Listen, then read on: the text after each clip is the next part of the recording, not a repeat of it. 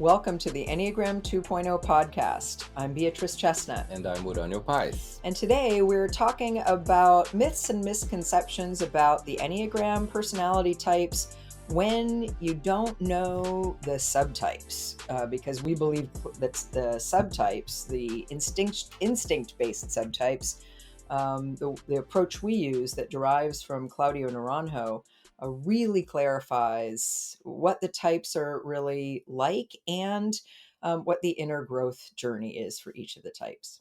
Yes, super important in my view too. I believe that people don't really understand types accurately in some points when they don't consider the differences between subtypes of a same type, and also other problems like mistyping and more. So hopefully we will make a contribution to the Enneagram world. Of course, it's our own take, our view, but that we have been testing for quite some while in practice with our many students, and we find it really accurate. Yeah, not only have we really studied this approach to the subtypes in depth, but we also, because we work with people individually in different contexts, we've also put these subtypes to the test. So we use them in helping individuals self-develop and make progress on their growth journey. And so we've seen in practice how these subtype definitions really help clarify what are the specific nature of the 27 types, so the three versions of each of the 9 types based on which of the 3 instincts is dominant. And how understanding the specific definitions, the 3 versions of each of the 9 types with a lot of clarity helps also define the inner work to be done by each person. Right. And I think not only misconceptions about each type, but also about the Enneagram system itself, with some understandings that we don't necessarily believe are correct when people don't know subtypes, some takes on theory. Right. So maybe a few general comments before we maybe start talking about the types, the 9 types in Mm-hmm. general. Mm-hmm. I think one of the things that Claudio Naranjo's, what I think of as his modern description of the subtypes, includes that I don't see in other versions is the concept of countertype. So many people know, almost everyone that studies the Enneagram knows that there's a phobic 6 and a counterphobic 6, type 6. There's a 6 that's more fearful, more actively fearful, more doubting, more in uncertainty, and one that goes against fear with strength, that seeks to be intimidating and assertive and even aggressive in reaction to fear. So we all know this, but I didn't realize, and until I learned this approach to the subtypes, that every type has a countertype. And again, we've seen this in practice. And sometimes if you're the countertype, it makes it harder for you to find your type. So it leads to a lot of mistyping and misunderstanding of types generally by people who are interested in the Enneagram but don't study this approach. And what we mean by countertype is for each of the 9 types, there are 2 that kind of flow with the general pattern of the type, with the passion of the type. Like if we're using 6 as the example, 2 of the types experience fear a bit more consciously and defend against it in particular ways. But then there's one, in this case, the sexual 6, the counterphobic 6, the more counterphobic 6, that goes against fear with strength and often isn't aware of fear at all. Now, the counterphobic 6 is coming as much from the passion of fear as the other 2 6s. They just aren't aware of it in the same way. And so when I was introduced to this approach, I was really surprised that Naranjo defined all 9 types as having a countertype. That one of the 3 subtypes that's kind of upside down, that sort of doesn't follow the main or easily recognizable pattern that we tend to think of as associated with a type. So we might highlight those as we go through. But also, I think it also clarifies things like wings. A lot of people think that wings are subtypes, right? So they'll say, I'm a 8 with a 7 wing, right? And I think that we think that that wings aren't subtypes, that they're more fluid, that they can be different with each person. They're more growth pathways. And knowing what a really good in-depth version of the instinct-based subtypes makes it even more clear that wings aren't really subtypes. They're more, flavorings of the main type that can vary by person. Right. I agree with this. And I think that when people don't have the knowledge of subtypes, they attribute some type tendencies to something else. And wings is just one example. Right. I think there are other mistakes. And of course, in the beginning, of the study, especially when American teachers were not in touch with the accumulated knowledge by Claudio Naranjo, they were less aware of that dimension of type. But I also want to emphasize that subtypes are sub passions, in my view, which means they are ways that the passions of type manifest. And again, passions are the main emotional vice for each of the 9 types, and which occupies a lot of the heart space for the person, and then the person cannot grow much beyond those feelings. And the passion, we need to understand this, it's not obvious.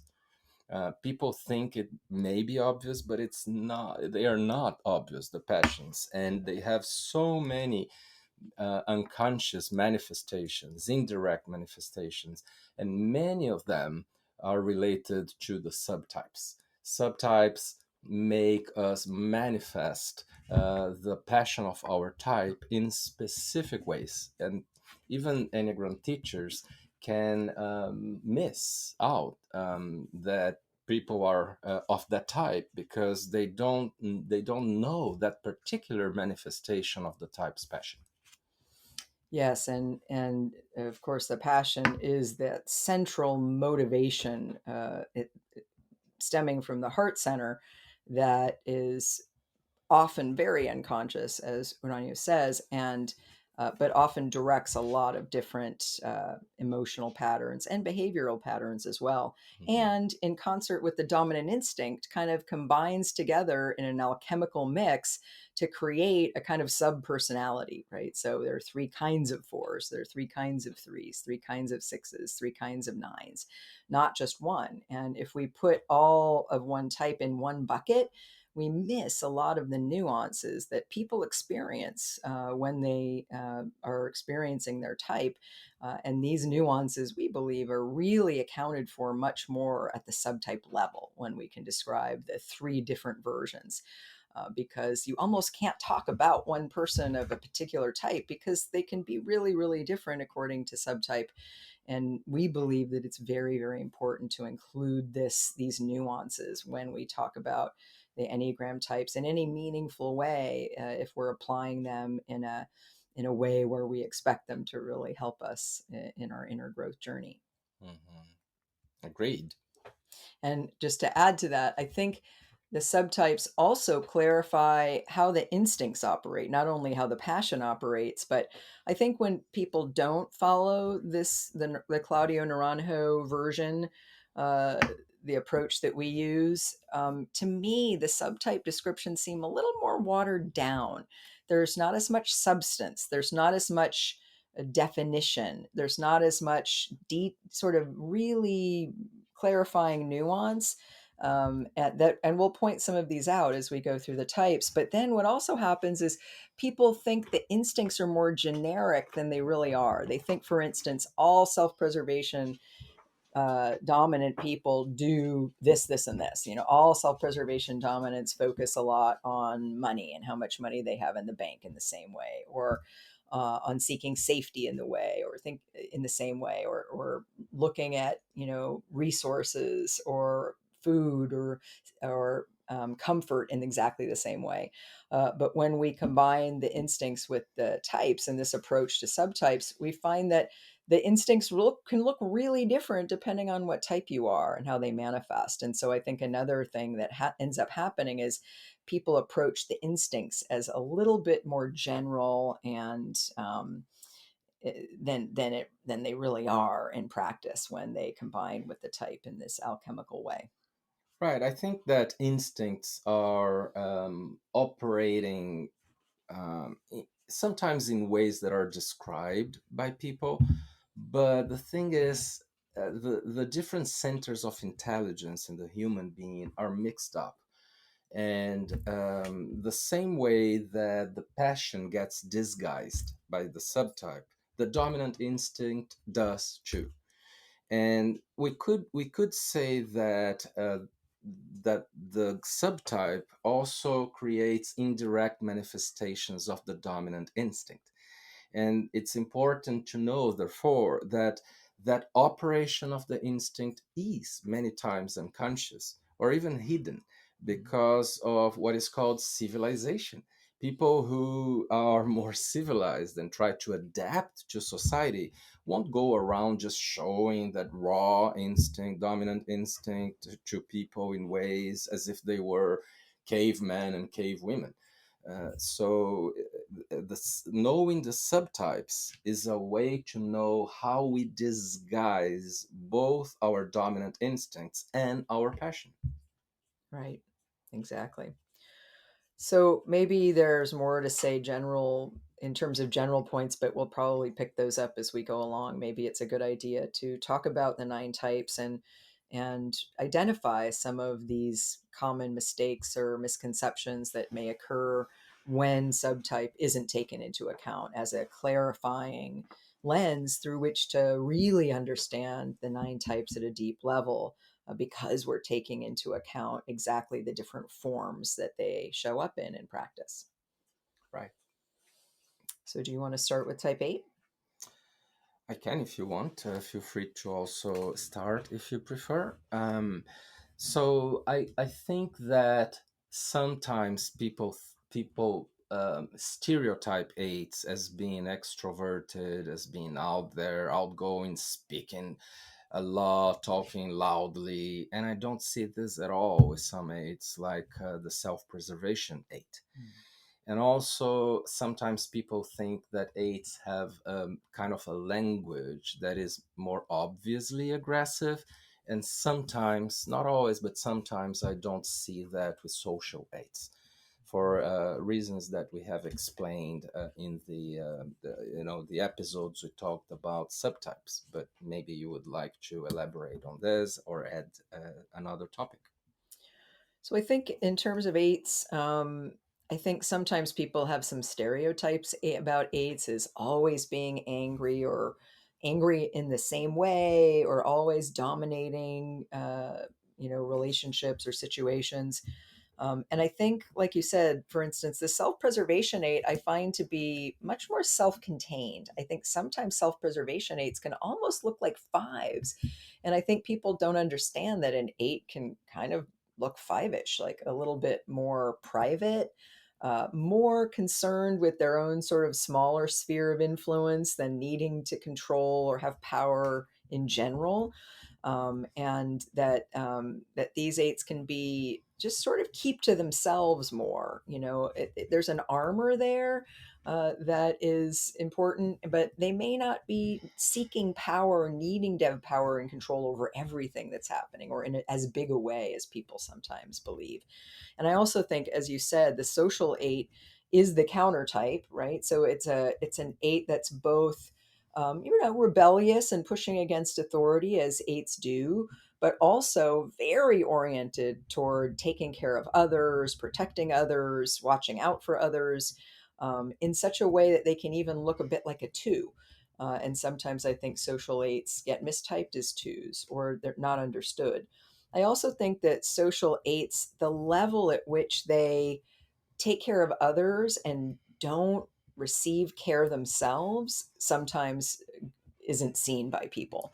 I think when people find out they're social eights, a big part of their growth path is recognizing that they really don't receive very much at all. They don't ask for help, and they're so focused on using their considerable strength to lift other people up, include others, help others.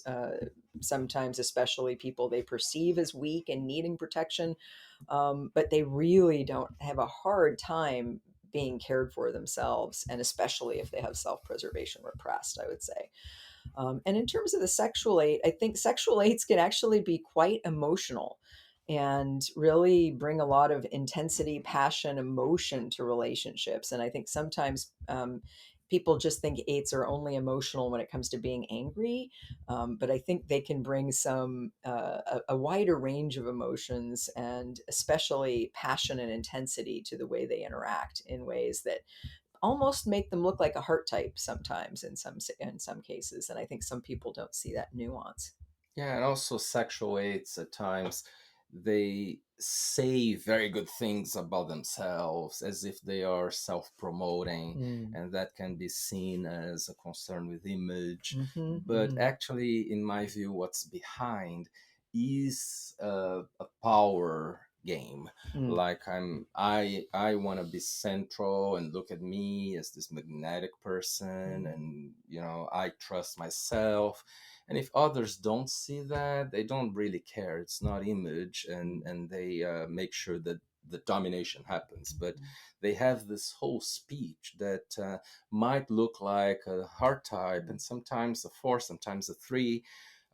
Just that it's not. It can look like image, but it has another motivation. But I also want to comment on differences that I see on eights in the workplace. Mm. And therefore, people stereotyping eights in the wrong way Mm. and sometimes mistyping them. So when I see eights that are team leaders and talking about how they relate to their subordinates, not to peers, not to bosses, but to subordinates, I see huge differences between subtypes. So self-pres aids, in my experience, get very demanding of each person, but in a way that they make it clear what they expect. And they don't talk much. They might ask, and they do an excellent follow through, but it's almost like each person needs to do their work in an individual basis, and I'm watching, right? But I'm not truly controlling each step. As all aids tend to control a bit more, but it's not as challenging every day like sexual aids are. They are constantly challenging of their teams. They are always poking people, provoking, and saying things that are hard. And then social aids are super protective of their teams, even to the point of not showing flaws, or just covering those flaws for people of their team, and really fighting more against peers and bosses to protect their own. Although, to an extent, all aides will be more prone to produce some rivalry with bosses, with figures of authority. But I see these huge differences, and sometimes people who don't know subtypes and work with the Enneagram, they see one of those aspects and they say, this person can't be an eight. And that's a Right. mistake. Yeah. Yeah. Exactly. I think when people don't have a wide enough perspective on how the different types can show up in ways that you sometimes don't expect when you're only thinking about one eight, then it's limiting in terms of how they understand eights, particular individual eights. Okay, so should we talk about type 9? Sure. You probably have heard about CP Online. What is it? It's our platform at Chestnut Pies Enneagram Academy. On CP Online, you get access to Bea and Uranio. You can ask questions. We have Q&A sessions. You can participate live in monthly webinars. You actually join an international community with Enneagram enthusiasts from 6 different continents around the world. It's a library of over 100 hours of content. Actually, I think way more by now. Very few examples for you to know a little bit of all you can find at CP Online if you become a member. You can use a coupon sub25 SUB25 for 25% discount off your first year of membership. It will be worthwhile. So we hope to have you as one of our members at CP Online and to see you there in our webinars. Do you want to start us I off? can, yeah. So I'll start again with communication styles, and I think self-press aids can be very short in how they communicate. Although I see some self-press aids that talk a lot, but it's not that common. I think they can look like fives at times in the communication way, and also sometimes like eights in how they look like, because they tend to have, you know, how do you call it? Be the a rough edge, a ruthless Ruthless edge. Edge, Yeah. yeah. So they might look like eights, but in the way they communicate, then they might even not show the excessive mediating style. And they are also very concrete self-press aids, similar to self-press 9, sorry, similar to self-press 8s. Mm. And then social 9s are they talk a little bit more. Usually they are a bit more indirect in the way they communicate, many times not very concrete. And sometimes we say that the communication style for 9s is more like the saga, explaining something in length from the beginning. But that, I think, is more applies more to the social 9 than the self-press 9. And then sexual 9s, I noticed that they start communicating like the other person they spend time with. They start acquiring their style, their way of communicating. It's like it's easy to know who that person has been with in the last 24 hours because you almost hear that other person talking. Right. Yeah, yeah. I do think that when people don't understand this approach to the subtypes, they and put all nines in one bucket, they can sometimes misperceive self-preservation nines as um, they can almost have a little bit of a feel, as you say, to eights, but I think they probably look a little bit more like nines, but I think they don't understand the concrete nature, but also how hard they are to move. Because it's very different. The self-pres nine, in term, they're more grounded. They're sort of more stubborn, or more obviously stubborn than the other two nines. And the social nine, especially, which is the counter type, I think can be very active. Someone who's doing a lot, someone who is sort of very happy, upbeat looking, such that they can sometimes be mistyped as threes or twos, and they can really not be understood. Like, where is the sloth? Where is the, the dragging their feet or the slow moving pace that we sometimes associate with nines? And so a lot of, I think, social nines really end up, thinking, well, I must be a three or a two because I'm more active and less obviously passive aggressive. Like the sloth, which is the passion of type 9, which is a kind of self forgetting or not paying attention to one's own sense of being and one's own agenda. It gets masked by activity, right? Busy, being really, really busy by doing a lot and doing a lot for others. And of course, one reason why we know they're not twos or threes is because although they may be aware of their desire to help people or to in some cases, be the person who's like the benevolent leader. They don't really do it for recognition. They're doing it more for a sense of belonging, sense of belonging that they don't end up feeling. But they're not. They almost feel uncomfortable when they receive recognition or the kind of accolades that twos and threes really go for. And I think that with the sexual nine, people cannot really realize to what degree they really merge with others. Of course, all nines merge to some degree with other people, meaning they mix up their energy. They kind of become the other to a degree.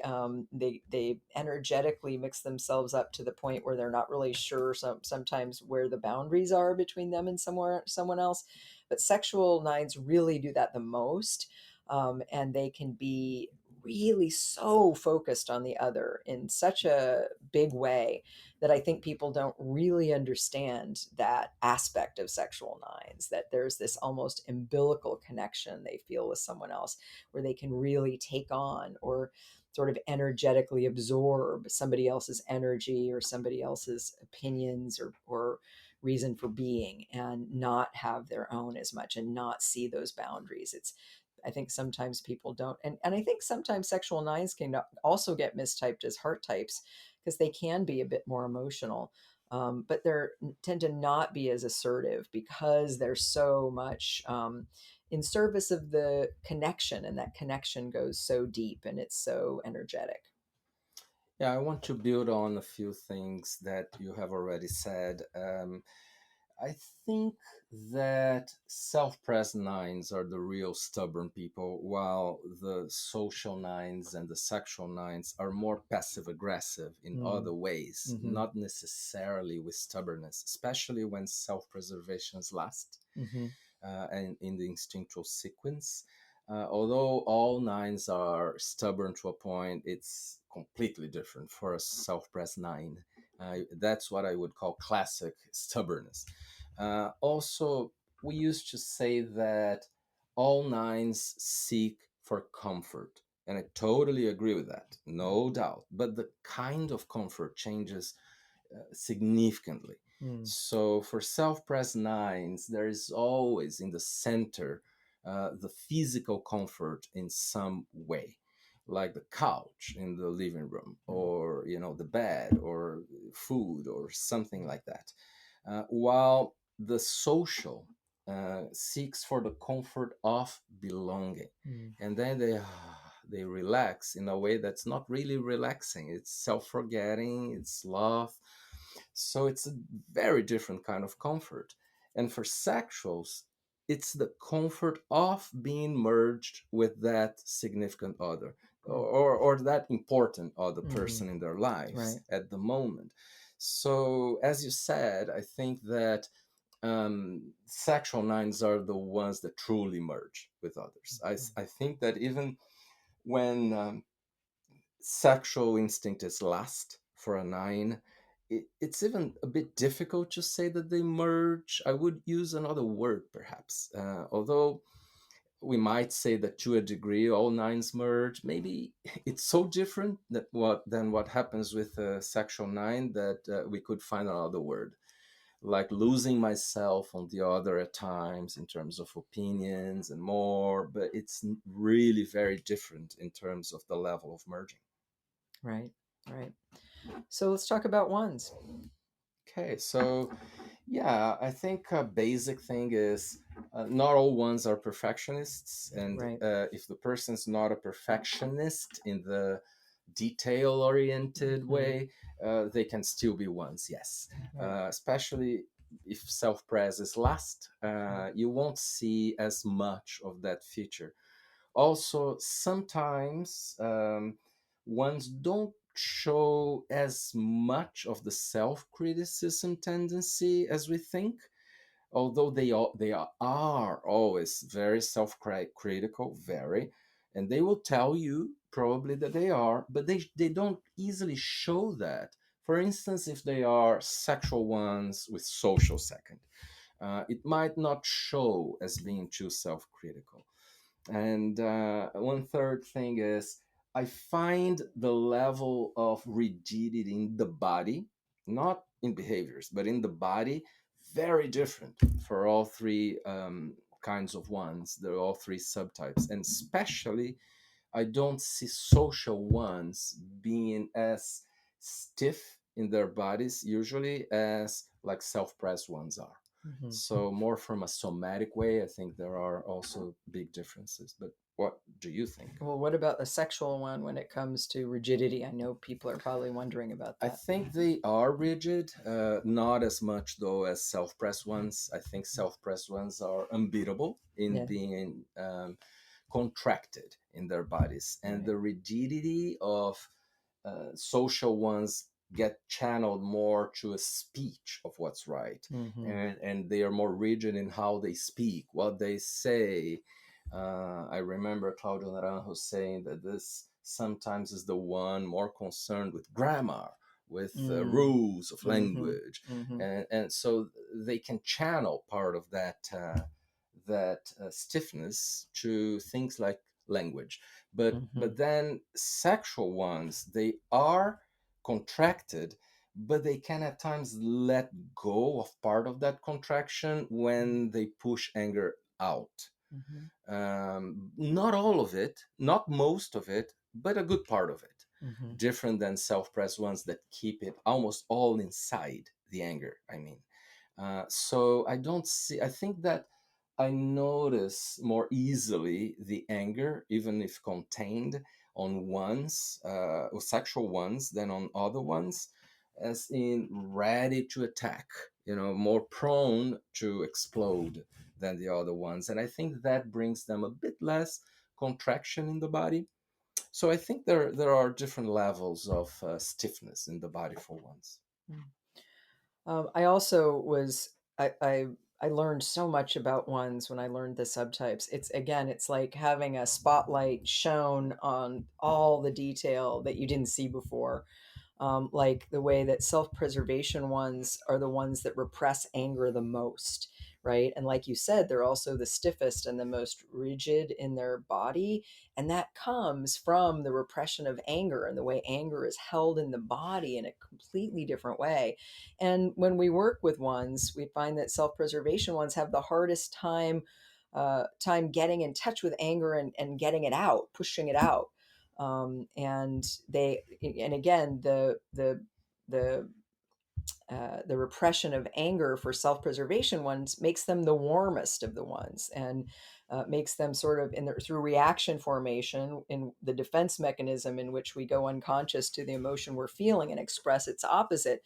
Self-preservation ones often feel more soft and warm and friendly and sweet, and not as critical. And of course, they're taking that out more on themselves on the inside, right? And how different that is from the social one who really focuses not so much on perfecting every little thing and how imperfect they are and trying to make things more perfect the way the self preservation one does, but more toward finding that best way to live or that best way to do something or the best approach or the right way, and then living that, and how the energy of anger goes more into researching the truth and then being the owner of the truth and knowing that way. And in a way that can be, more on the more conscious level, intended to help others, right? Like I'm going to bring the right way to others, and the way that social ones don't feel that comfortable in a group. Because, of course, one of the stereotypes of the instincts is that all social dominants like being in groups, gravitate toward groups, want to be in the group, feel comfortable. And that's not true of all the subtypes. And the social one is one of those who can feel awkward in the middle of the group because their coping strategy is to be a little bit outside and above and being the role model or being the teacher. And I hadn't really separated that out from the one who's more perfectionistic until I saw this approach. And also the way social ones, they repress anger halfway, and so they come off as more cool, more intellectual. They can look sort of five-ish. I think sometimes social ones get mistaken for fives, and vice versa. And so there is a way that they actually feel more comfortable being a little bit more on their own, and focusing on doing things the right way on their own and not adapting to the way other people do things. And I wanted to say, based on what you said about social ones, I wanted to add, my father is a social one, as some of you have heard me say, and I got him a sweatshirt once that says, "I'm silently correcting your grammar," and it never stops being funny. No Yes. matter how much I see him wearing that sweatshirt, it's always funny, like it's the first time I saw it. So there's something about that, that he often won't say it out loud. He might to in some contexts or to his children, but not to everyone. And then how the sexual one is, I've come to have a lot of compassion for sexual ones, because I kind of get the feeling sometimes that they have this big inner conflict inside between feeling anger and holding it back. Feeling anger and holding it back, and of course, all the ones hold back anger, but I think it wants to come out more in the sexual one. They tend to focus more on criticizing others, so there's the angry energy is a little more directed to fixing things out there in the world. It could be, getting behind a social cause, not necessarily fixing a particular individual person, but there is that energy of wanting to make things better. That's kind of fiery, and it has that heat of anger. And yet, there's also in the sexual one, like the other ones, an awareness of, I don't necessarily want to put my anger out there. I also need to control it to be appropriate, or to because other people have reacted badly to it before. But there is that sort of zeal, that more fiery energy that also gets sort of, that has to feel controlled, which I think can lead to a kind of more inner conflict. Right, right. Yeah, while social ones look like fives, and I totally agree, in the very beginning, I would mistake social ones for fives. Then I'd say self press ones look like sixes, Right. sometimes twos, and then sexual ones look like eights. Hmm. So, not knowing the subtype leads to mistyping in these particular ways. Exactly. I've also noticed that, and this is sort of a theory I'm not 100% sure about, but I've also seen some sexual ones, women, so female sexual ones, that can look like twos, actually, because they're kind of being appropriate, but they're also sort of a little bit in other people's business, right? So trying to get in there and fix somebody else, but they can also be excessively polite, so I've seen sexual one more often in women that look like twos as well. Is this a good segue to choose? Yeah, yeah, let's talk about twos. So I'll start, but I want to hear from you mostly as a true yourself. I think a very big difference is in the seduction style. All choose seduce quite a bit, coming mostly, I think, from the fixation of flattery, wanting to impact the other one positively. But the self-press one is the You mean the cute. self-pres two? The self-press chew Mhm. is more like cute and seducing this way. Then I'd say that the seduction style for social chews is more like becoming very influential and charismatic in the social way, and because they become powerful and they know everybody, and I think, by the way, that they are the ones that make the most compliments to people, like the classic flattery, and then the sexual chew is sexually appealing as a way to seduce. Very big for them. So it's not really accurate to say that all chews will be concerned with being sexually appealing, or like I heard people in the past saying, oh, all Jews will have long hair and they will do this and that, especially women, like lionesses. I've seen many people stereotyping Jews as that in the past. Even I must say, people that came from this very, very appropriate theory by Naranjo. So I think it's important to understand that according to what kind of seduction the people are relying on to feel good about themselves, then they will really look differently. Right. Yeah, of course, as a two myself, hearing this approach to the twos and all of the subtypes really, but the twos, as it's my type, was life changing, right? Because again, I was putting all twos in one bucket. And I would be on Enneagram panels because I went through the narrative training and would do panels myself and be on panels for early on in my Enneagram career. And there were some twos I couldn't relate to, and they felt so different than me. And so hearing about the three twos was enormously clarifying. First of all, I learned so much about myself because I think I was putting myself in the larger two bucket, right? And misunderstanding some things about myself. And because, like all the twos, I focus a lot on relationship. I first thought I was actually a sexual two because I had such a strong focus on relationship, and because I was, in the early days, I got the sense that you figure out what subtype you are by how neurotic you are. And I was very neurotic about one-to-one relationships, partly because I had so much fear of being rejected or putting myself out there and someone not liking me or being attracted to me in the way I might want them to be. But when I found out that I was a self-preservation too, the huge thing that it taught me that I think a lot of people who don't know this approach still don't really completely get is how fearful I was as a two. And it's self-preservation fear, but in the two, it comes a little bit more like I really want to connect with people. I really want to put myself out there.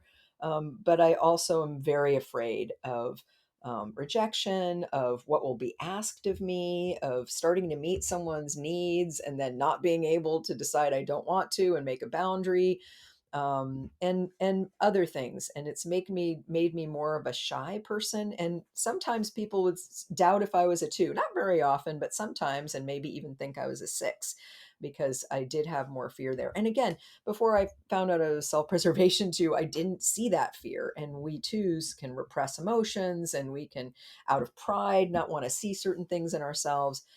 So it really helped me see a lot of blind spots, and especially around fear and insecurity, but also around sort of having unconscious dependency on others while also thinking I was independent.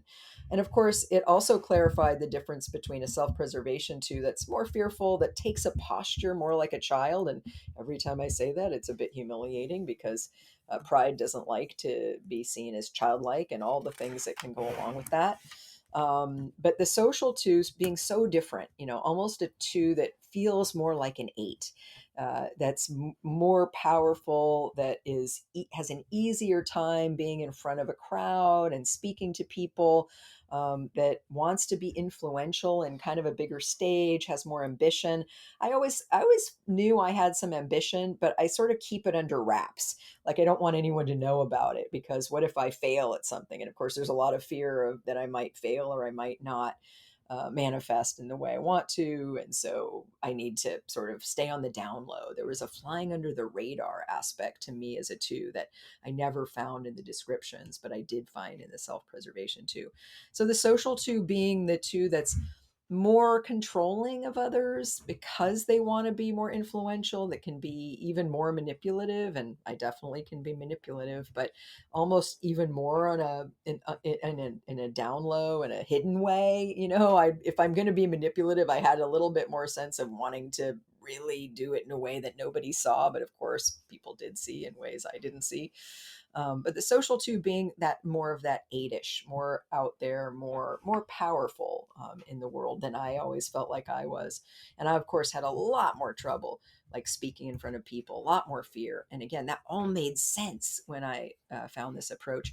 And then the sexual two, I think, being the two that is differentiated from the other twos that we've just described, but being more intense, like intensely moving toward other people, you know. And it's funny because one time I was talking to a sexual two when we were doing an exercise in one of our retreats, and I remember we had a lot of similar ways that we see the world or react to things, but one difference is when we get like hurt by someone or when we start to feel trouble in a relationship, I move away and she'll move toward, right? So it's a two that moves toward people more, with more intensity, with more of a sort of a willingness to be attractive and enter into relationship, and with a little more confidence that they can win that person over, that person will be attracted to them. Whereas I have was so much more aware of having more fear and more of a sense that I wouldn't be found attractive, so why put myself out there? So those differences were clarified so much for me when I found this. And I do find when I do typing interviews with people that a lot of self-pres twos don't find themselves as twos because it is this kind of counter type, doesn't appear like we often think that a two will appear.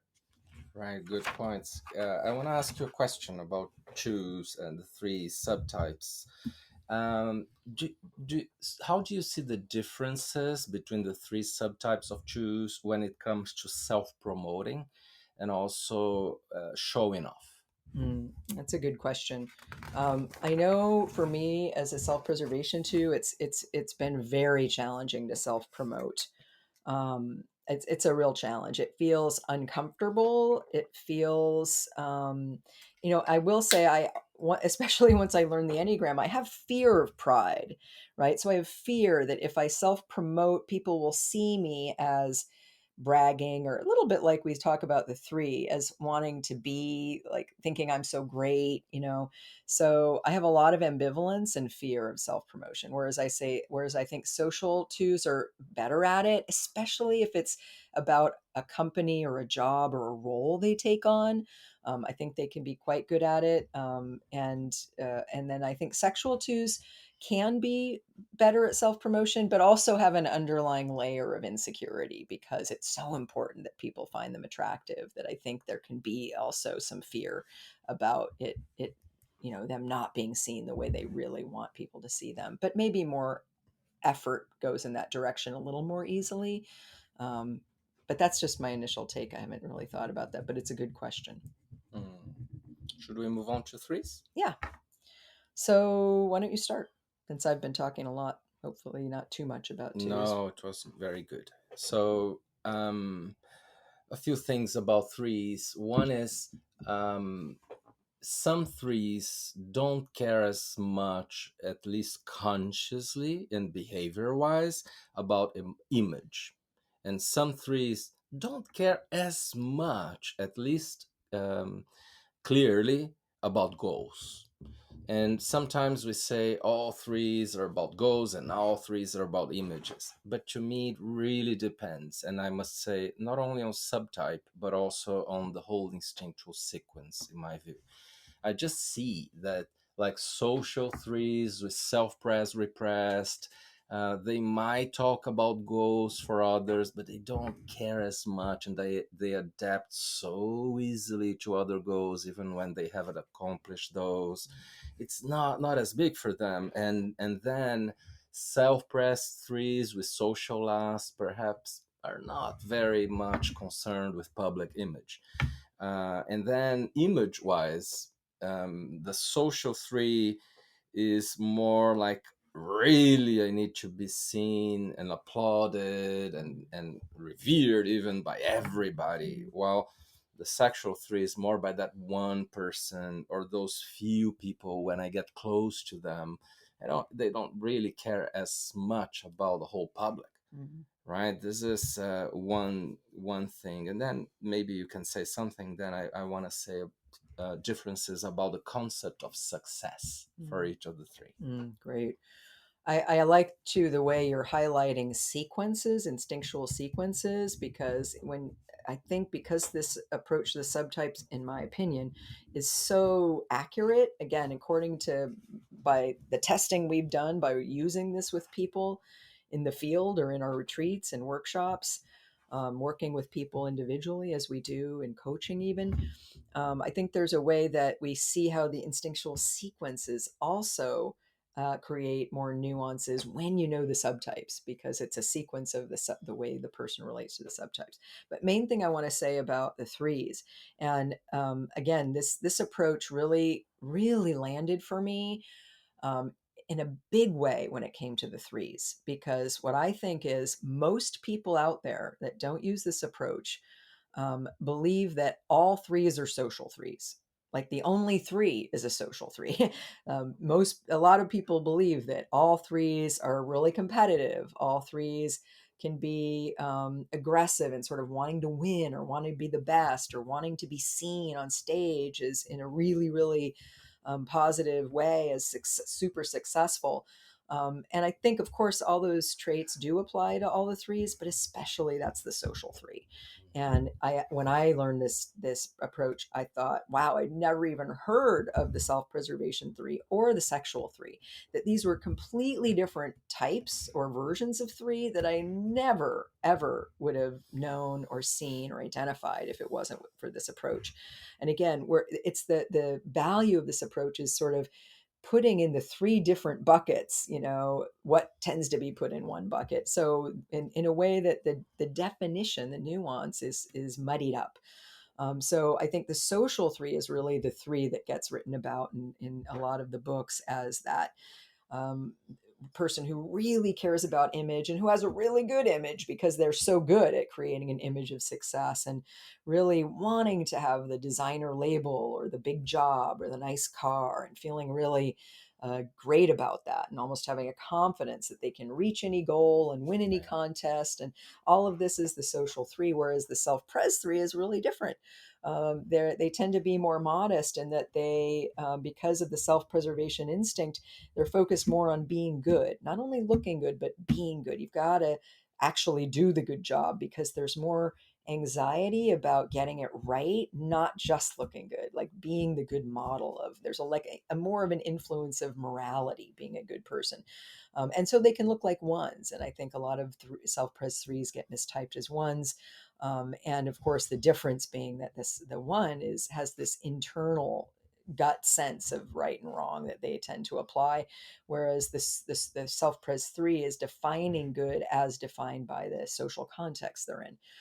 But that sense of like vanity for having no vanity, like they aim not to deceive others about who they are. They just don't know who they are and they don't know that they don't know, so the self-deceit is really in there despite their desire to Yes. be good and to show up as who they really are. They just don't know what the Yeah. confusion is. And of course, they're super workaholics and have the hardest time slowing down because there is this anxiety underneath and this need to be good and provide this sense of really big focus on material security in a way that makes them work hard to provide security for everybody around them.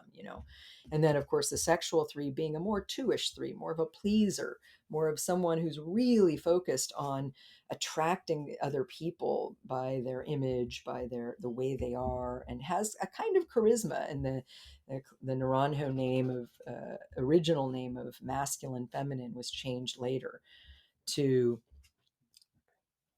changed later to charisma, which I really like because I find sexual threes have this kind of attractiveness that's hard to put your finger on. It's often physical, but not just physical. Like there's something about their manner.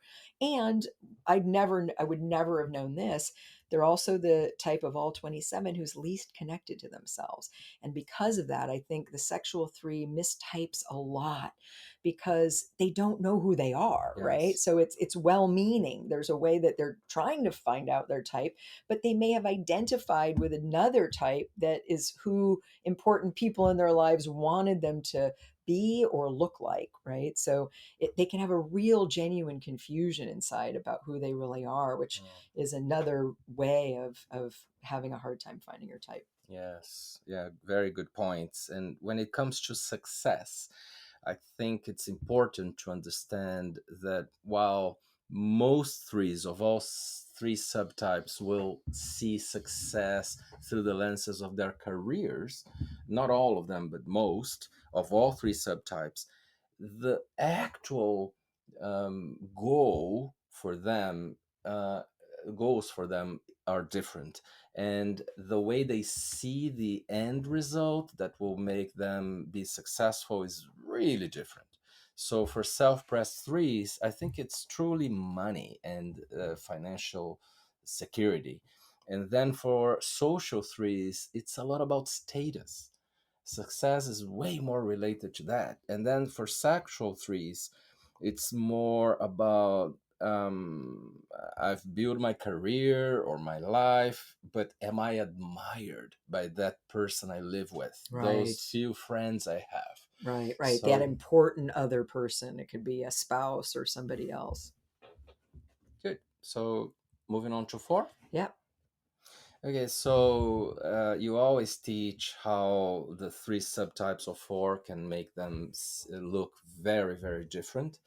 And then so many mistypes we see all the time. I'd say sexual force being really mistyped by as eights or as threes at times. Social force sometimes I think as nines, sometimes as fives. But I want to hear what you think. And then what I want to say about self-press force regarding mistyping is that it's all around. They can be mistyped by any other, but mostly it's very hard for people who don't understand subtypes to see how those self-pressed force have envy as the passion. Hmm. So I think people many times think they are not forced because it's way harder to see envy there. Hmm. Right, right. Yeah, that's very true. Yeah, I think self-preservation four is, of course, top of the list of the type that doesn't even exist in some people's minds when they only talk about the nine types, or when they use other versions of the subtypes that aren't quite as well defined, in my opinion, as this approach from Claudio Naranjo. So I, you know, it. I mean, it's such a sad irony that the one type that most feels misunderstood, type four, there's a there the when people don't understand the subtypes, there can be a lot of misunderstanding about fours, and of course, a lot of people today in social media and other places still deny the existence of self-preservation four in the way we describe it, as someone who internalizes suffering and makes a virtue of suffering. That's the coping strategy, such that they can look sort of sunny on the outside. You know, people say there's no such thing as a happy four. Well, it isn't really a truly deeply happy four. It's someone who the four who still feels pain but holds it on the inside and puts on a happy face, shapeshifts a little bit more than the other two fours, more like twos and threes. They put on a happy face for others, but the self-pres fours usually know they're doing that, and they usually are doing that because there's a self-preservation angle on connection. Like, in order to survive, you need to be connected to others, and self-preservation fours often get the message in childhood that I'll only connect with you and take care of you if you hide your darker feelings, if you don't cry and just look happy. So it's at the appearance of lightness, and sometimes there can be some, happiness, but it doesn't go deep. It's Yeah. that person is feeling pain on the inside. And then for me, that the nuances of separating out the three fours, that the social four is the four that suffers more openly, right? And again, I think sometimes when we put all fours in one bucket, everyone thinks that the four that suffers more openly, that Who's an open who's book, an which open book, is a yes, myth. A myth. Yeah. exactly, who sees themselves as not good enough, inferior, compares themselves and winds up on the bottom. And then that means the sexual four isn't understood and included, because the sexual four is someone who externalizes their suffering, and someone who leads with anger, and anger as a shield against feeling shame and sadness inside. And so all of what we're saying about these fours also helps define three different inner growth paths. So they're really important nuances about the three kinds of fours, so that we can understand them and they can understand themselves, that I think are really muddied up together when people don't use this clarification that this subtype approach brings. Hmm. Good. Yeah, and also not all fours express sadness as easily. Yeah. Like the sexual four is much more about anger, and sadness can Mhm. get a bit hidden even. Yeah, yeah, yeah. Now let's move on to five. Okay. Um, so one thing is how much fives seek for privacy in the physical space. Yeah. I think all fives do. All Mhm. fives feel very good about being with themselves at times and Mhm. closing the doors, Mhm. but it's more for self-pressed fives, and it's like it's an extremely big preference Mhm. constantly. Mhm. While, for instance, for me as a social five, while that is pleasant, Mhm. it's more about deciding how I spend my time, Mhm. more than having my own physical space Mhm. and being more about my own agenda. Mhm. Then for sexual fives, I think it can be a little bit of both, but it's more like being in their inner worlds, feeling dash thinking, and making sure that people don't take them out of that Mm. as their hideouts, their preferred hideouts. But maybe you could say other things about fives than I add. Yeah, yeah. Yeah, I mean, I think the differentiation of the three fives into really how they have, even though they share many characteristics. And I remember one time when we were in Brazil, we did a panel in one of our professional workshops because we had you there. We had a self-preservation five, a social five, at least one of each, and a sexual five. And so we did kind of a panel to talk about what the three experiences were. And I remember very clearly you each related a lot to each other, right? So there's a lot of shared Yeah. characteristics with the five. And Naranjo would say that the fives look most alike from the outside, especially. They look similar, but there's particular different focuses and feels to the different fives. I think the self-preservation five is someone who does focus more on boundaries, on having on being able to withdraw when they want to a place of safety, but also they tend to be really warm and friendly. It's almost like if you're a little more confident and aware of making boundaries, you can be more friendly and open at times as well. And I think the social five focuses more on learning, knowledge, being the one who knows, being the one who is focused on the collective in particular ways, social causes, expert knowledge that serves a social cause, and that they can, because that's their focus, they can be a little more comfortable being out there and on stage. Because if you're someone who knows a lot and seeks to be an expert and an expert among other experts, there can be almost like a bigger motivation to share that information and be out there on behalf of a social cause or a value that you feel strongly. And then the sexual five, being the five that has a little bit more of that romantic streak, a little bit more of the desire to go deeper with someone, but not everybody. Just the special person and this kind of idealization of that special person they'll find and they can go deeper, but still having a lot of boundaries and unwillingness to be open all the time to everyone, or to be an open book, so more still that sort of protective barrier, but kind of on the lookout for someone they can share more of their inner emotional life with in the ways they might want to. Yeah, I agree. I also think that self-press fives are the most typical observers, Mm, while social fives are way more about being on stage and yeah. being seen as the most knowledgeable ones. And as you said about knowledge, sometimes I prefer to say about learning more Mm-hmm. than knowledge, Mm, although it's really an asset for social mm-hmm. fives to have some kind of degree of information and knowledge with themselves as, as money to trade Mm, almost. mm-hmm. And then sexuals, I think, are a lot about processing things that happened, and mentally most of all. But being in that space of learning by processing things. Now, for me, I just want to share this. Being on stage has always been very comfortable as a social Hmm. five, always.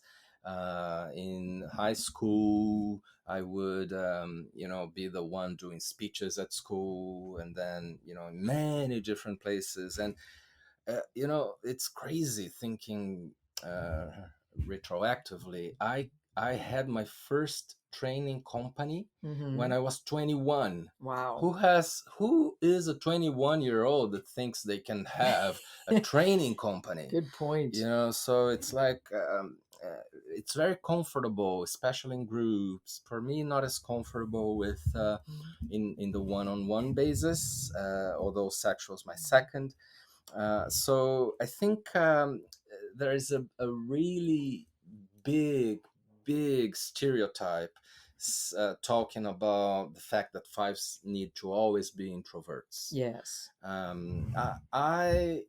It has always been hard for me to decide if I'm more an introvert or an extrovert. Mm. And on Myers Briggs, I rank as extrovert, Hmm. right? Hmm. Hmm. So I really love to be with myself and retract and reflect.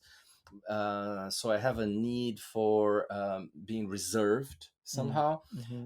But I also really like sharing and talking and spreading knowledge and socializing more in other moments of my life than now. But yeah, I don't think saying that all fives are introverts is very accurate. And another thing is, don't say that fives are shy.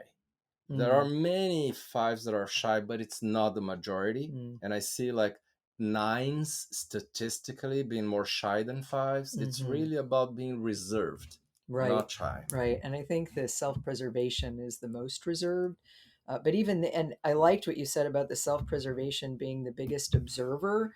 I really find that to be true. And I think of one of my dear friends who is a self-preservation five, and she's really funny. She says sometimes when she's at airports with her family, she loves to listen to what's going on at the table next door. We sometimes she said she would like to be one of her sort of careers that she didn't manifest, that she would like to be as a private investigator. Mm. So it's that sort of fascination with people, but from a safe distance, that I think is more true of the self-preservation five. And as you say, and I've worked with social fives in business where I find them to be a very assertive and Yes. very powerful in the Yeah. way they speak and the way they represent their opinions, Mm. and the power they hold in a team. So I Mm. do think that it's important to recognize that not all fives are introverted and reserved. But also, I think social fives are a bit more controlling Yes, yes. than other Sorry, I said than yes a other. little bit too enthusiastically there. Yeah. Oh, Yeah. yes, I agree. Okay, then. Yeah, good to know. Moving on to sixes. Yes. So, yeah, so different, the three subtypes of sixes. And I think it's important to talk about misconceptions here. Um, so sometimes we say self-pressed sixes are really warm and sexual sixes are like intimidating. I agree with that. But in practice, I know, for instance, people who are like a family member of mine is a sexual six with a very high self-press. And I see this paradox in him of being someone really assertive in his opinions and provocative, but at the same time telling jokes to everybody Mm, and being nice and making other people laugh. So sometimes it's very hard to say if the mhm, person is more intimidating or more warm in my mhm, particular mhm, sense. mhm. So I think that even us, we need to start watching for stereotypes, we Yeah. might say, because we consider only the subtype and not the whole sequence. But also, it's very important to say it's the relationship between the six and doubt is very different. Like for social sixes, it's not there isn't as much doubt when it comes to the area of work they have, Mhm. although there may be a lot of doubt when it comes to other areas of life. So, and also how much the six ask questions more than give answers. It's true that all sixes do that more than others, but it's incomparable how much that's a big thing for a self-pressed six. Only asking questions, never making affirmations. So I just see that people might mistake sixes for others, like sexual six as being an eight, or self-press six as being a two, Mhm. and social six as being a three or a one, Mhm. because of those styles. Right. And I do think that the sequences become very interesting with sixes because, and I do find that sometimes sixes have the hardest time finding their subtype and their sequence. And because there can be a lot of paradox, right? So there can be, if you have, like in your example, a sexual six that's more counterphobic, more assertive, more aggressive, and then the second one right after that is the self-pres, which is sort of the opposite, and that they're much more fearful, afraid of being aggressive, owning their anger, and so lead much more with warmth and friendliness.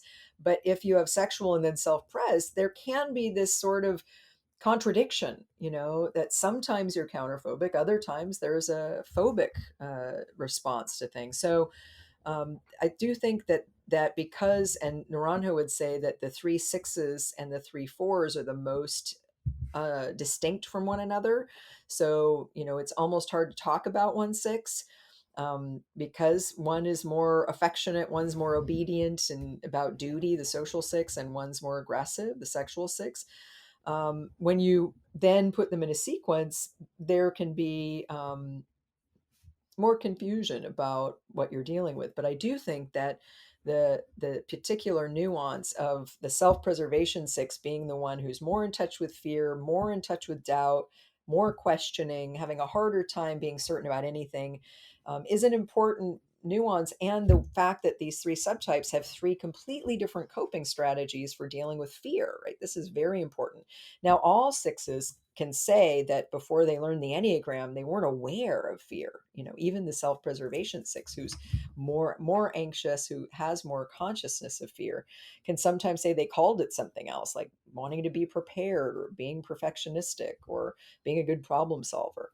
And it's important to recognize, though, that the self-preservation coping strategy in six is more about creating friends and allies. And so being warm and friendly as a way of evoking protection and care from others in the face of an attack. And then the social six being one that looks for a good authority. I sometimes would say before this approach, all sixes are looking for a good authority. They just rarely find one. Mm. They're always questioning and suspicious of the authority because the authority has power over people, and power over you is going to engender fear. But the social six is the six that's looking for a good authority. But again, the authority doesn't have to be a person. They're looking for some sort of rules, reference points, guidelines, learning, knowledge that can help them relax because they can find a way to figure out what to do when they're afraid. Whereas the sexual six being completely different, especially than the self preservation six of reacting to fear with aggression or assertiveness or contrarian or rebellion when they feel fear, but not feeling the fear at all, really, and skipping over fear and vulnerability and just going into being intimidating or assertive in the face of fear that they often don't register. In the authority theme, I think self-press sixes sometimes more mystify and even elevate other authority figures.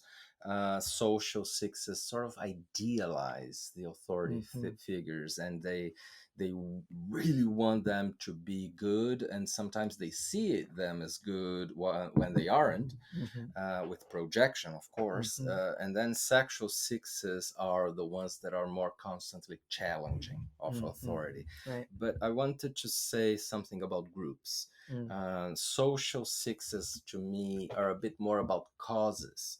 Mm, yeah. Also groups, but more causes. And groups are a bit more typical for self-pressed sixes because they have the separation anxiety, they are Yeah. warm, they get together with others. Yeah. So if people are not really aware of what the subtypes are, they might say self-pressed sixes are socials.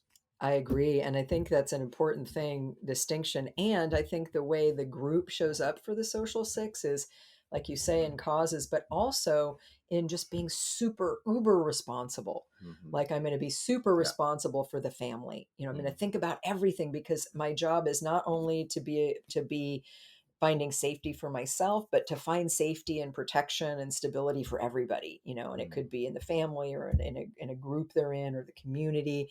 But it's not necessarily like I want to join a group. It's more like I feel this big responsibility to make sure we've thought of everything so that nothing bad happens to anybody in my kind of, in my circle or in my family. Yeah, and then in even in lower levels of awareness, self-pressed sixes are aware that there is fear, but the Yes. other sixes aren't. Yeah.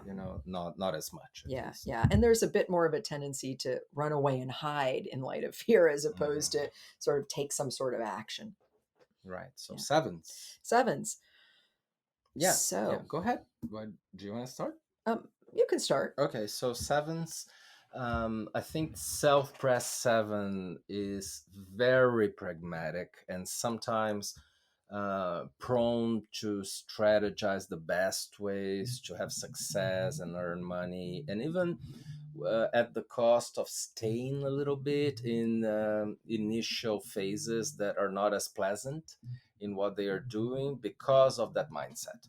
So sometimes they are seen as threes, in my Mm, experience, yeah. mistakenly. Yep. But then, if you take sexual sevens, social sevens, they tend to be very different than that, Hmm. way less pragmatic. And then it depends. If you think sevens are idealistic always, you will leave out self-pressed sevens. If you think Hmm. sevens are opportunistic always, you will leave out sexual and That's a social. good way to put it. So it's really different, and there are mistakes made when it comes to this. And but then also I used to think, oh, all social dominants are more idealistic than the other two dominant instincts. But I see now that sexual sevens are more idealistic than social sevens Hmm. because of other particular things happening with sevens. Hmm. And at the same time, really doing for others for social seven is the opposite of what happens for self-pressed sevens, Right. being much more for the others than for self, Right. and even to the cost of totally neglecting self needs, Right. right? And then I see that self-pressed sevens are not really worried about how they are going to be seen by others as being good for them or not, while social sevens are a lot Mm. about that. Right. Right. Yeah. And again, my mind was completely changed and expanded when I learned the subtype approach around sevens. Again, putting them all in one bucket, you know, sure, there are certain things that you can say of all sevens, like they tend to be enthusiastic, positive, future oriented, this kind of thing. But then there are specific things that are really true of one that's not so true of the other. Like, for instance, sometimes I think sevens can be naive, but that's really the sexual seven, right? And the name, you know, suggestibility or easy to hypnotize. This is a really specific seven that I didn't really understand. That it's a seven that really has an even stronger need to see things as positive, you know, to the point of wearing rose colored glasses and not seeing reality in a way that's so the opposite of self preservation seven. And I often, when I work with sevens, self preservation sevens in business, I often find them saying, like, it's not true that I can't look at the negative data, right? We often say sevens only look at the positive data, but self-press sevens want to make things happen. You know, they want to capitalize on opportunities for themselves, but they also look a little bit more like threes because they are goal oriented and they can move things ahead and accomplish, you know, things in terms of what they set their mind to. But it's really about, how do I manage the practical reality of getting my needs met and making this happen? And in order to do that, they learn over time that you have to look at the negative data. Otherwise, it's going to be an obstacle that you're not accounting for that. So they're better at that, and they do that more readily than the other two sevens. And of course, the social seven, being the counter type, is a big counter type. And a lot of social sevens still get accused by people they run into in Enneagram communities as being a two, because the social seven really looks like a two. Because it has not only the sort of self-referencing piece, which they do still have, and the gluttony, which they do still have, like the other sevens, but it gets turned in a whole other direction, right? The gluttony and the self-referencing is more about, how can I be of service to others as a way of creating happiness and positivity in the world around me, right? I want to take away people's pain, and I sort of see that as my job, and I want to be seen as, there's a gluttony for being seen as a good person, or someone who makes other people happy, and that ends up being kind of a load that the social seven carries, that we don't know that they carry, because they put a smile on their face, and they don't always complain about the inner conflict they feel between getting their own needs met and getting their what they want, because of the self-referencing, but also this strong impulse to give that up, to prove that they're good and that they can bring happiness to other people. Right, right. And I see that while all sevens tend to be creative, I think that only the sexual seven has more of this tendency to fantasize. Mm. I don't see self-present social sevens doing that as much. Hmm. Hmm.